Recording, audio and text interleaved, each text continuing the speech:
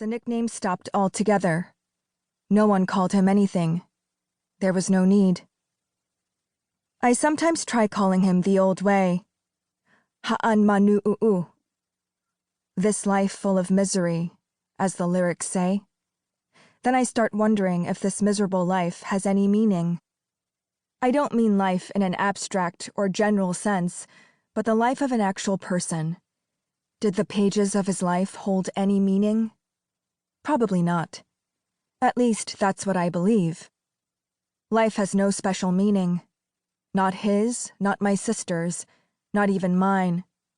Even if you try desperately to find it, to contrive some kind of meaning, what's not there isn't there. Life begins without reason and ends without reason.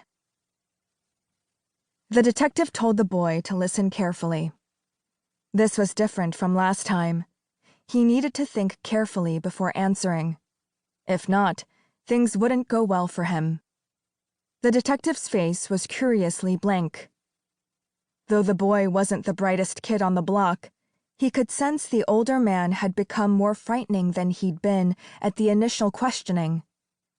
He seethed with something, and anyone seething like that was to be feared. Let's start by reviewing your statement from last time. On June 30th, 2002, around 1800.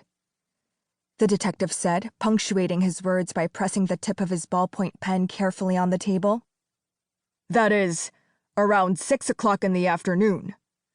You were on your scooter on your way to a chicken delivery when you passed a car being driven by Shin Jeongjun. Correct? No. No? The detective's gaze skimmed the document and shot back up. Well, that's what your statement says. I wasn't on my way to a delivery. I was on my way back. An inconsequential detail. The detective looked down once more. Then why does it say here you were going to a delivery? Fine, whatever.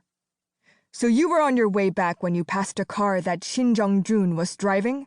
Correct? Yes. What kind of car did you say it was? Pardon me? The car model. He was sure the boy was just pretending not to understand. What kind of car was he driving? I'm not sure, but I think it was dark gray and shiny. Didn't I mention all this last time?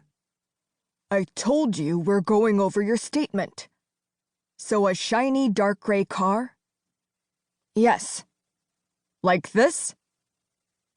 The detective pulled out a photo from the file. The boy leaned forward, peered at the photo, and looked up.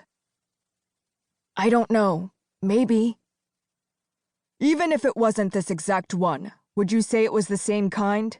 An SUV?